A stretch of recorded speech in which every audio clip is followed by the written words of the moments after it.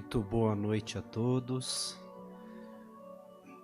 Gratidão por mais este momento de paz e de luz em que temos a oportunidade de nos reunirmos aqui em nome do nosso Mestre Jesus de Nazaré. Saudação também a todos que nos acompanham pela Rede Boa Nova de Rádio, pelas redes sociais que está sendo transmitido ao vivo neste momento, e podemos compartilhar com tantas e tantas pessoas nas diversas localidades, cada um aproveitando da maneira como pode o compartilhamento destes conhecimentos. E neste momento eu convido a todos para que possamos fazer a nossa prece inicial, que serve para fazermos o contato com os nossos mentores espirituais, esses amigos e protetores que estão sempre conosco, mas que para conseguirmos captar as mensagens que eles têm para nos transmitir, precisamos estar com o pensamento elevado, em sintonia com esses nossos amigos. Assim, de onde nós estivermos agora, vamos ficando de maneira mais confortável possível, elevando o nosso pensamento, trazendo à mente a imagem do nosso Mestre. Amado Mestre, neste momento de oração, de prece, de conhecimento, estamos aqui em Teu nome para aprender um pouco mais. Mas ainda, Senhor, inquietos que somos, com o pensamento agitado, com várias preocupações, precisamos da Tua mão abençoada para nos acalmar. Que possamos deixar de lado todos os outros pensamentos nesse momento e nos conectar apenas com o alto, com aquilo que nos serve, com aquilo que pode nos ser mais benéfico, trazendo para a nossa vida tantas coisas boas e mudando o nosso estado atual para um estado melhor. E assim pedimos, Senhor, que esteja conosco durante toda essa reunião, que os Teus mensageiros também possam se aproximar e trazer para nós boas intuições e bons pensamentos. Fique conosco por hoje, sempre, que assim seja, graças a Deus. O tema da nossa palestra de hoje é o Evangelho no Lar. Evangelho no Lar é muito falado dentro das casas espíritas como sendo uma prática necessária e sempre indicada para todos aqueles que estão conhecendo a doutrina espírita e principalmente aqueles que querem começar a trazer o conhecimento de Jesus para o seu próprio conhecimento, para poder agir de maneira mais alinhada com os espíritos superiores. Como é que nós, tendo vivido em ambientes conturbados, com pouca religiosidade, com pouca oração, desde pequenos muitas vezes, teríamos condição de saber como agir diante da dificuldade da vida, das coisas que se apresentam para nós na vida, nas situações mais diversas. E quanto mais idade nós temos, mais nós presenciamos essas dificuldades, essas situações bastante difíceis. Como é que nós vamos saber como agir se nós pouco estivermos ao lado de espíritos e de pessoas mais evoluídas do que nós? Na maioria das vezes, a gente cresceu num lar que estava tentando fazer o seu melhor, os nossos pais ou quem se propôs a nos criar, mas não tinha a fórmula secreta e muitas vezes distanciados de qualquer conhecimento maior sobre psicologia infantil, sobre educação, sobre cultura. Fizeram o melhor que puderam, mas, por vezes, a gente teve vários momentos dentro do lar que presenciamos brigas, discussões, desentendimentos e não sabíamos lidar com isso. Como é que nós podemos ter uma referência boa dentro de um ambiente que não estava cultivando nada de bom ou semeando algo de bom?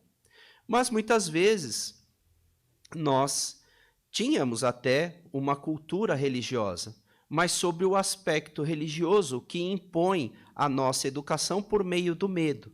Olha, isso você não pode pensar, isso você não pode fazer porque Deus castiga, isso você não deve fazer porque Papai do Céu não gosta. Sempre colocando para a gente imposições, sem tantas explicações necessárias para que a gente soubesse como agir ou o porquê nós não deveríamos agir daquele jeito.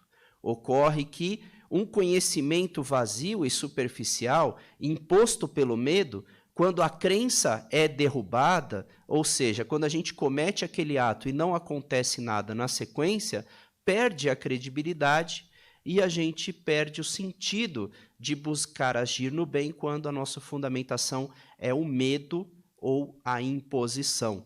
Nós precisamos sempre ter referências que sejam explicadas, que tenha fundamento, para que quando a gente estiver agindo, a gente saiba o porquê está agindo e as consequências daquelas atitudes. E quando que começa essa atitude do Evangelho no lar, essa ação, essa prática do Evangelho no lar? Essa prática do Evangelho no lar começa lá com Jesus. Jesus, um espírito que veio neste planeta com uma imensa missão. Jesus veio com a missão de transformar as 10 leis, os 10 mandamentos que foram trazidos no Antigo Testamento, as leis de Moisés, as leis de Deus, em apenas 2, que é amar a Deus sobre todas as coisas e ao próximo como a si mesmo. Essa era a grande missão de Jesus. Mas Jesus, por mais evoluído que fosse e como era, por maior e grande na sua condição espiritual, nenhum de nós, nem mesmo Jesus, pode fazer nada sozinho. Ele não consegue agir em todos os lugares, em todos os momentos, ao mesmo tempo, durante a sua missão. Tanto é que nós fomos ver que a grande mensagem do cristianismo foi trazida depois por um discípulo muito fiel e muito atuante, que é Paulo, mas que Paulo não viveu com Jesus, mas ele foi um dos que constituiu unidades em várias cidades, onde ele se comunicava por meio de cartas, transmitindo as mensagens de Jesus, transmitindo o evangelho de Jesus, para essas comunidades poderem estudar a mensagem de Jesus. E quando Jesus chega e começa o seu projeto missionário por volta dos 30 anos de idade, começa na captação de uma equipe. Ele precisa de pessoas que seriam posteriormente os seus discípulos e depois os seus apóstolos, para poder passar a sua mensagem para estes primeiros, que estavam mais preparados, e que estes pudessem, por sua vez, disseminar o seu conhecimento, o seu evangelho. Não só disseminar por meio de palavras, mas por meio de atitudes, principalmente.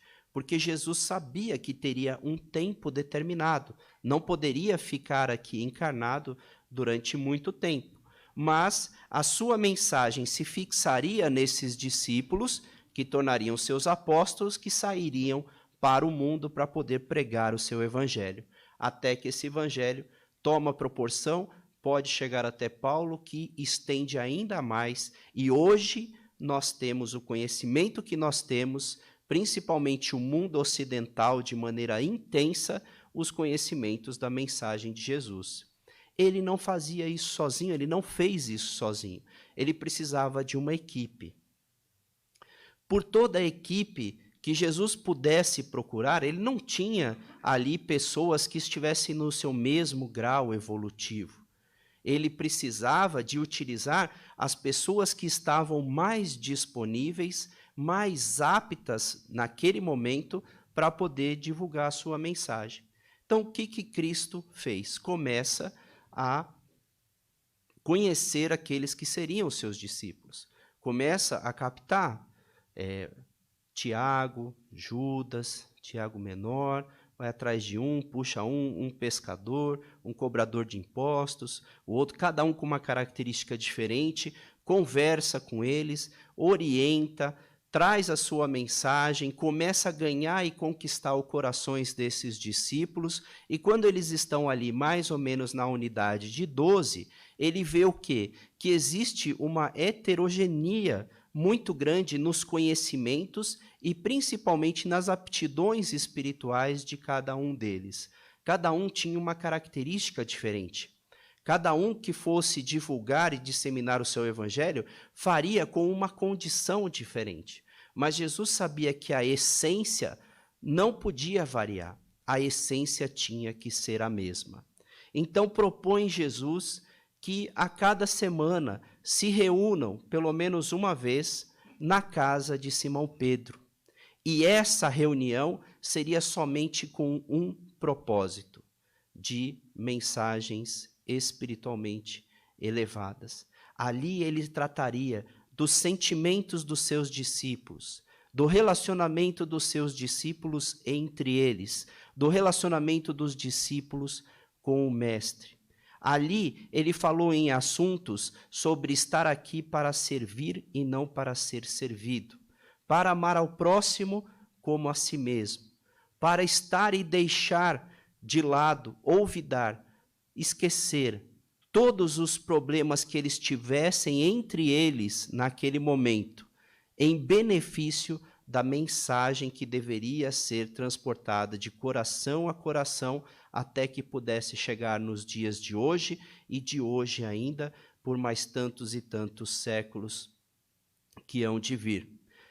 Assim, com esta reunião semanal, o Cristo conseguia equalizar os sentimentos, as emoções e os pensamentos dos seus discípulos, colocando todos eles no mesmo patamar de igualdade, pelo menos no sentimento e no desejo de divulgar a mensagem do Mestre.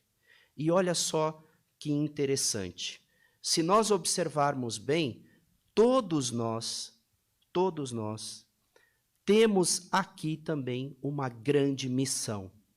E todos nós também temos um grupo que nos foi determinado, escolhido a dedo, para que a gente pudesse disseminar essa missão, esse alinhamento, esse ajuste emocional que nós precisamos.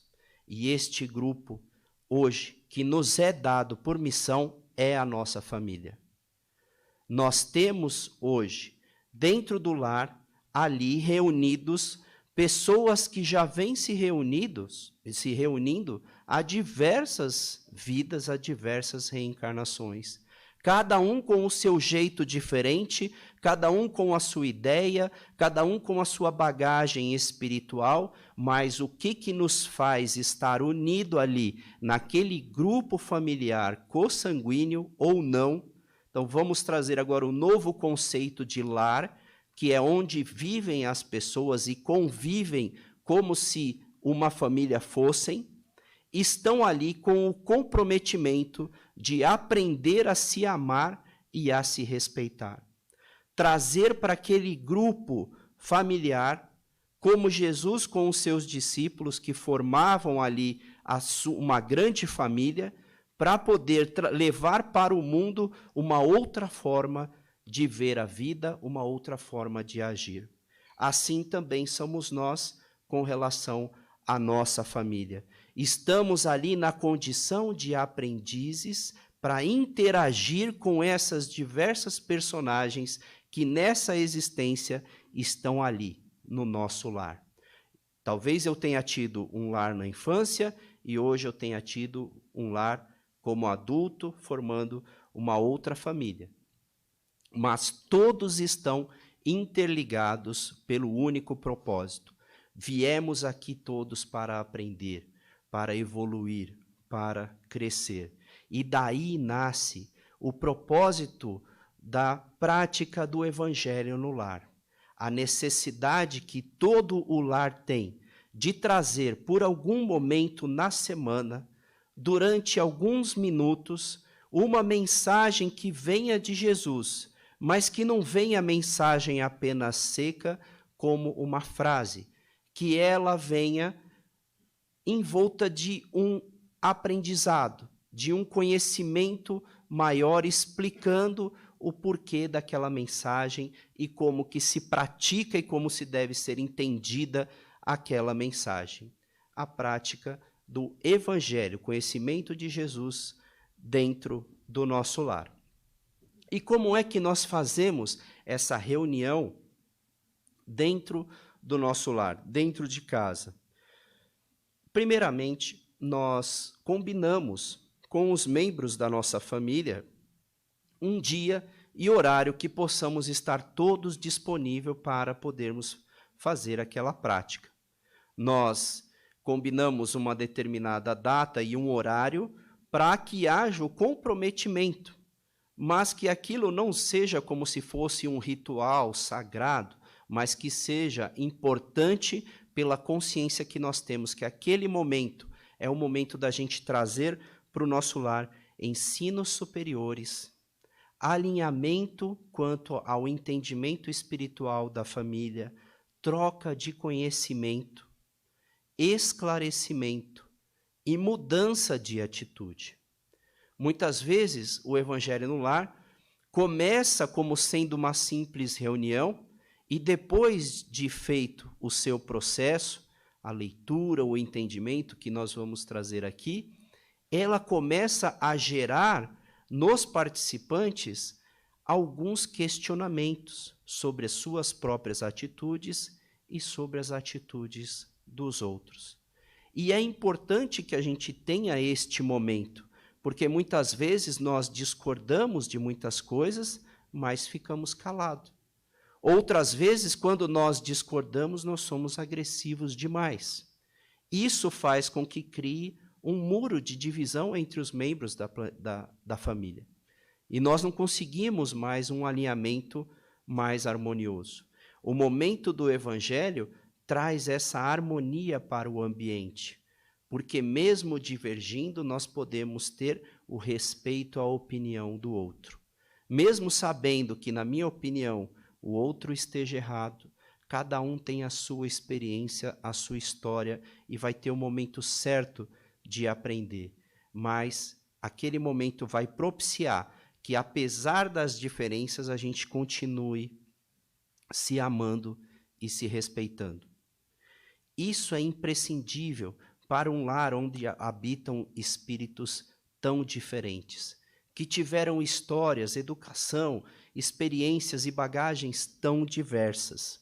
É o momento em que as ideias e os pensamentos e as atitudes começam a se alinhar dentro do propósito de evolução, porque a família, sendo esse núcleo principal da sociedade, é dela que vão surgir os membros da sociedade. E se eu quero uma sociedade mais equalitária, uma sociedade mais justa e equilibrada, não adianta eu tentar forçar isso de fora para dentro da família. Vai vir de dentro da família para fora.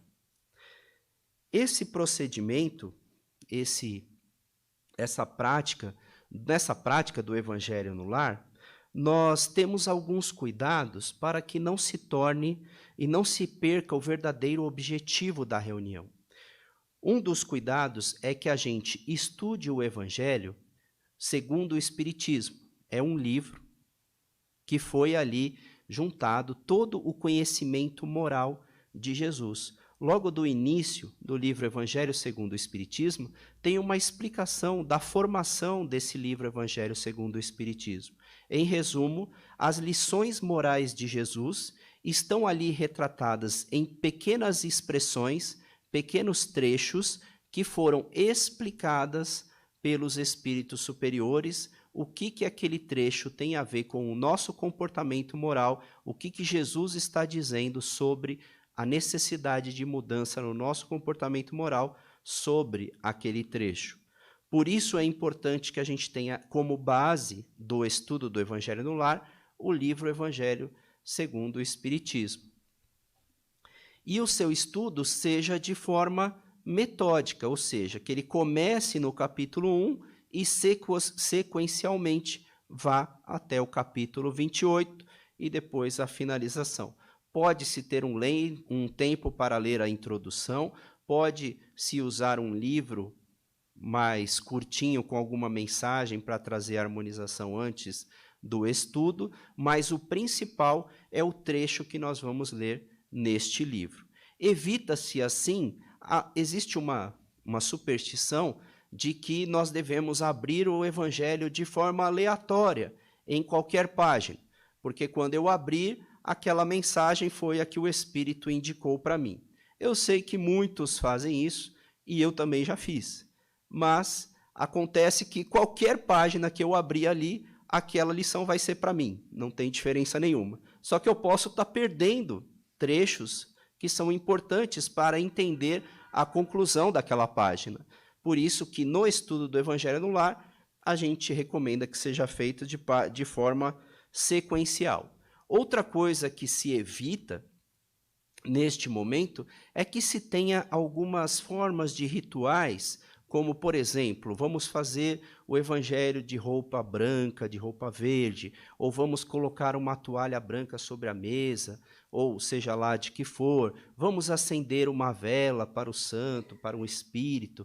Não tem necessidade de nenhuma dessas práticas, incenso, qualquer outro tipo de prática para acompanhar o estudo do Evangelho no Lar. Vejam, o propósito é o estudo e reflexão dos ensinamentos. E essas coisas podem nos distrair ao longo do estudo, achando que é mais importante o incenso que eu estou usando, o cheiro que eu estou sentindo, do que a mensagem que está sendo lida. Então, para nós espíritas estudamos o Evangelho no Lar, não há necessidade nenhuma dessa prática. Por mais que nós estejamos falando aqui de membros da mesma família se juntarem num determinado horário, a maior parte das pessoas que eu conheço fazem o Evangelho no Lar sozinha. Ou seja, porque moram sozinha, ou seja, porque os participantes da família não gostam de fazer, ou não querem fazer, ou são de outras religiões. Não existe problema nenhum em eu ter um dia e horário na minha casa para eu poder fazer o estudo do Evangelho no Lar. Porque nós estamos falando de espíritos, e o primeiro espírito encarnado que aprende com a missão, com o estudo do Evangelho, sou eu, mas nós nunca estamos sozinhos de fato. Ou seja, todos os espíritos que porventura estejam me acompanhando, sejam eles familiares desencarnados, sejam eles amigos que eu conheci pela vida desencarnados, sejam quem forem os espíritos que estiverem naquele ambiente, estarão naquele momento fazendo aquele estudo. E eu vou usar e vou praticar como se estivessem com outras pessoas, sem nenhuma diferenciação. Também não é recomendado e deve-se ter muito cuidado no momento da prática do Evangelho no Lar com manifestações mediúnicas, porque a manifestação mediúnica ela é recomendada num local adequado, preparado e com a educação já avançada para que se possa ter esse tipo de comunicação. Estar em contato com espíritos é muito natural, todos nós estamos a todo momento, mas dar passividade a comunicações espirituais somente em locais adequados, preparados, com as pessoas com educação mediúnica mais desenvolvida. Caso queira praticar a mediunidade, caso sinta que tenha envolvimento espiritual, vá a uma casa espírita, entre no curso de doutrina, participe dos estudos e assim trabalhe mediunicamente da forma correta e segura para se fazer esse tipo de trabalho. Enfim, nós temos um procedimento que é um padrão que nos auxilia a entender o que é esse Evangelho no Lar, e quando a gente esteja nas primeiras vezes, esse padrão, essa educação, ajuda com que todos entendam qual é o propósito da reunião. Nós começamos sempre com uma prece inicial, como nós fizemos aqui na nossa reunião. Uma prece que eleva o nosso pensamento, que nos conecta com os espíritos superiores e que nos traz serenidade, calma, equilíbrio para o estudo que iniciaremos em breve.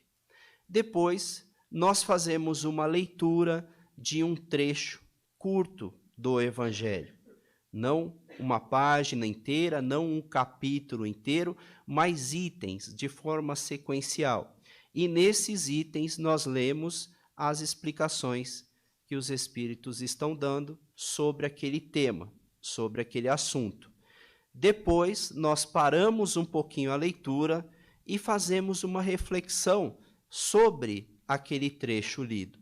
Hoje nós vamos fazer aqui uma simulação rápida de como é feito o Evangelho no Lar, com apenas 2 pessoas para fazer a leitura. A prece inicial eu farei aqui, depois a Diene fará a leitura de um trecho e a Suzy fará a vibração e a prece final. Depois de feita a leitura, depois de trocado algumas ideias a respeito daquele assunto, nós podemos fazer uma vibração pelos nossos familiares, pela nossa sociedade, pelo nosso país, não mais do que 3 vibrações, para que a gente não se disperse nas nossas orações. Essas vibrações são os nossos pensamentos, desejos que nós temos de ajudar aqueles que estão precisando, e uma prece de encerramento. Todo o processo não leva mais de 15 a 20 minutos. É muito simples, é muito tranquilo, mas o efeito que ele traz é extremamente, potencialmente forte para o equilíbrio dentro do lar. Então, vamos começar aqui a nossa simulação, nos preparando para o nosso Evangelho no Lar,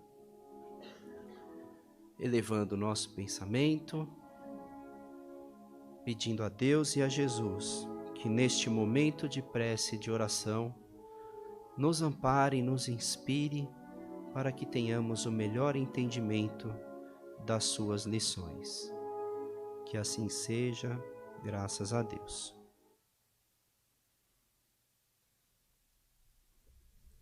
A lei do Antigo Testamento está personificada em Moisés, a do Novo Testamento no Cristo.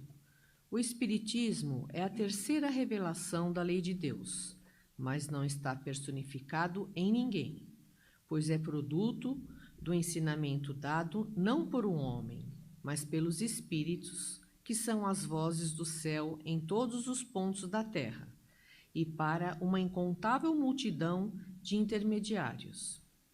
É de alguma forma um ser coletivo, compreendendo o conjunto de seres do mundo espiritual, cada qual trazendo aos homens o tributo de suas luzes para dar a conhecer a este mundo o destino que os guarda. Assim como Cristo disse: "Eu não vim destruir a lei, mas dar cumprimento." O Espiritismo enuncia também não ter vindo contrariar os ensinamentos de Jesus, mas desenvolvê-los, completar e explicar em termos claros para todos, o que somente foi dito sobre forma alegórica. Ele vem cumprir nos tempos preditos o que o Cristo anunciou e preparar o cumprimento das coisas futuras. Então, o Espiritismo é obra do Cristo, que o preside, assim como havia anunciado, a regeneração que se opera e que prepara o reino de Deus aqui na terra.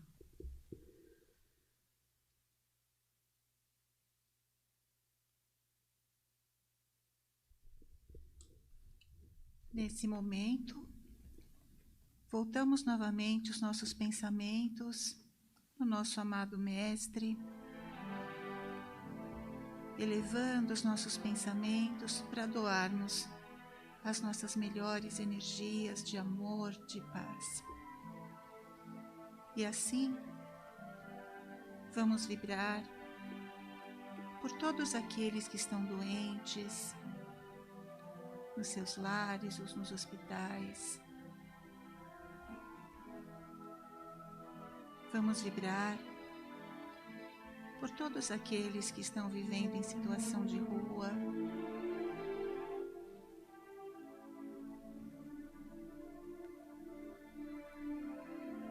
por todos os lares desse nosso planeta,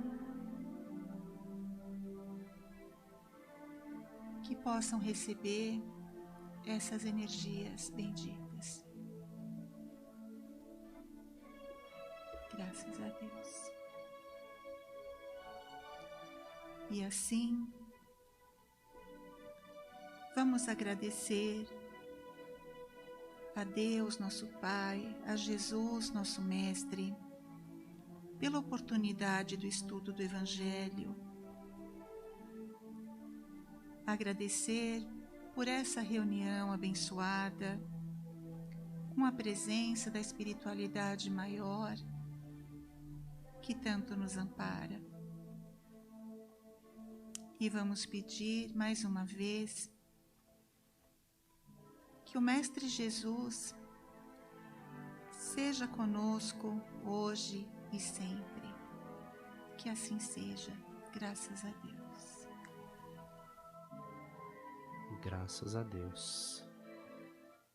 Essa é a energia que fica no ambiente do nosso lar quando nós terminamos um evangelho, que aqui, entre todo o seu procedimento, não levou mais do que 4 minutos, e ainda poderíamos ter tido tempo para fazer algumas reflexões sobre a mensagem que foi dita.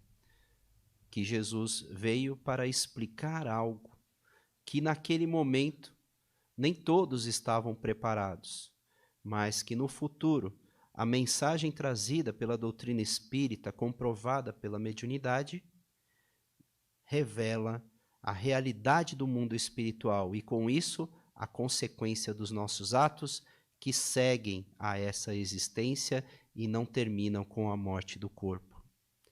E a partir daí a gente começa a refletir sobre o que nós estamos fazendo, o que nós estamos construindo. Essa é a mensagem que nós temos para hoje, a prática do Evangelho no lar. Para concluir, eu gostaria de trazer apenas uma mensagem, que é uma carta de Paulo a Timóteo, que ele diz o seguinte neste parágrafo: aprendam primeiro a exercer piedade para com sua própria família e a recompensar seus pais, porque isto é bom e agradável a Deus. Ou seja, uma mensagem, uma frase tão curta, mas a profundidade dela, quando a gente começa a colocar isso em prática, ao longo do tempo, semana após semanas, respeitando os nossos pais e respeitando a nossa própria família, praticando essa piedade fraternal, é uma mudança gigantesca no convívio e no comportamento familiar.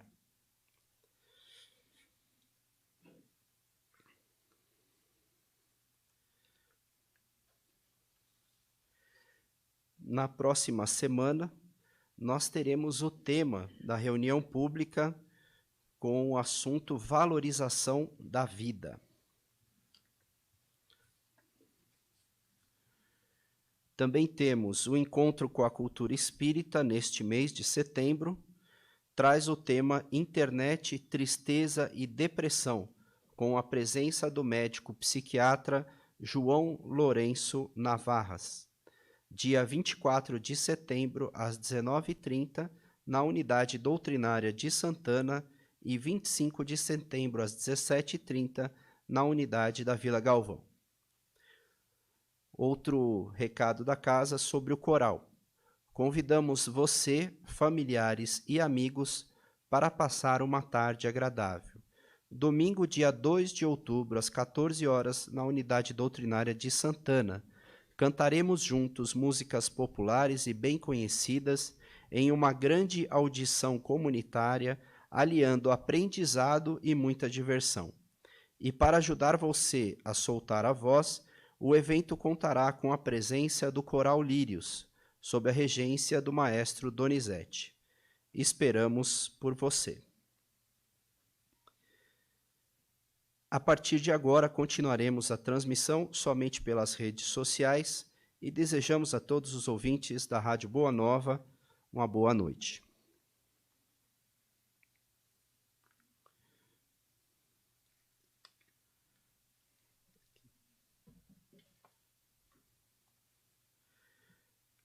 gostaríamos de lembrar que estamos oferecendo o passe coletivo e explicar o seu significado.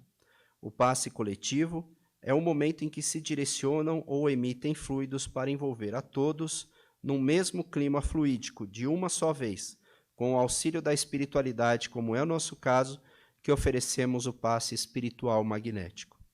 A espiritualidade conhecedora de nossas necessidades nos amparam individualmente, conforme nosso merecimento. Por isso, tenham certeza que todos receberão o mesmo auxílio que é oferecido na Câmara de Passes.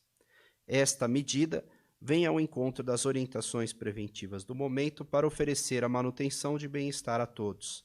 Acreditamos que compreenderão e pedimos que fiquem atentos às nossas orientações.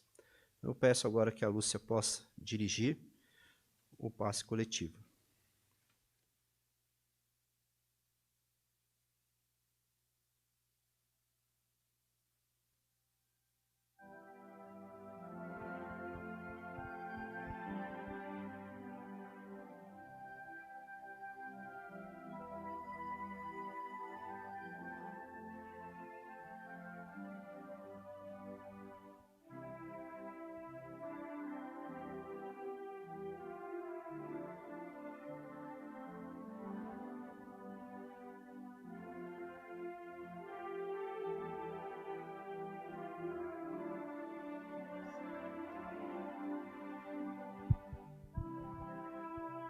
Boa noite a todos, sempre com muita alegria, estamos aqui reunidos nesta casa e que neste momento possamos sentir essas energias de paz, de carinho, de amor, de reflexão, onde os ensinamentos do nosso Mestre cala fundo em nossos corações.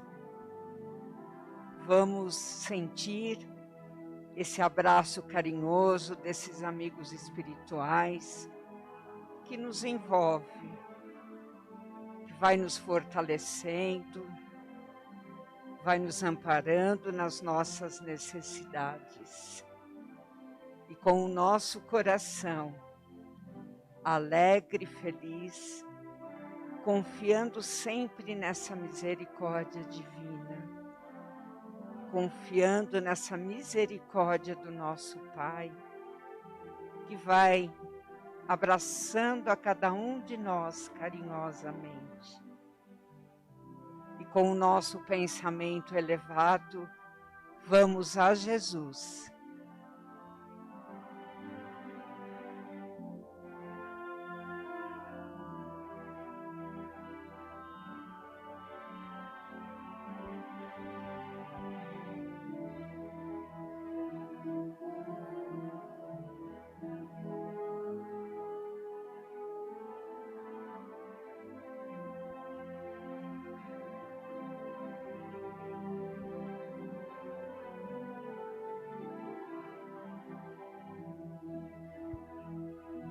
Graças a Deus. E nessa sintonia de muita paz interior, nós vamos neste momento para o passe à distância, onde cada um de nós pensa alternadamente nos seus entes queridos, que através do nosso pensamento cheguem até eles a coragem, a força, a alegria, a união, saúde, e que esses amigos espirituais possam estar junto deles, dando a sustentação e o amparo. Ao Pai Celestial, envolva a todos com seu amor. Que neste momento essas energias salutares cheguem até eles e com muita confiança e muito amor vamos a Jesus.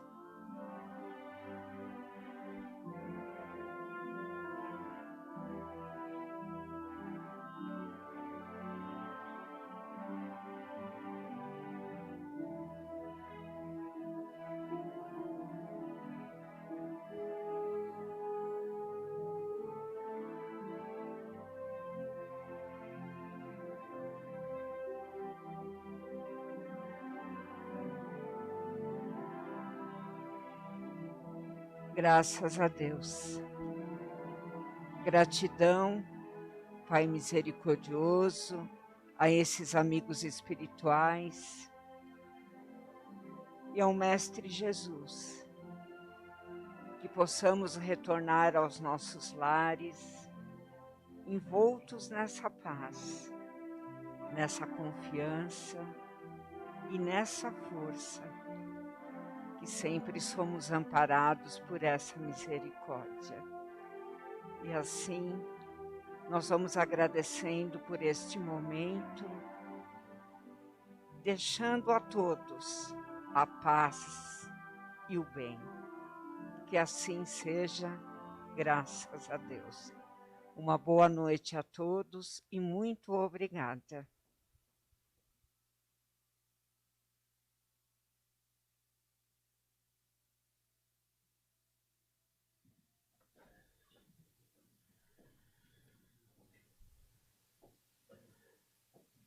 Agradecemos a presença de todos aqui nesta casa. Agradecemos também a todos que nos acompanharam pelas redes sociais até este momento. Que possamos seguir para os nossos lares com serenidade e paz, levando essa reflexão para as nossas vidas. E assim, eu peço a todos que aguardem a orientação dos colaboradores para a saída, a fim de evitar as aglomerações. Muita paz a todos e até uma próxima oportunidade.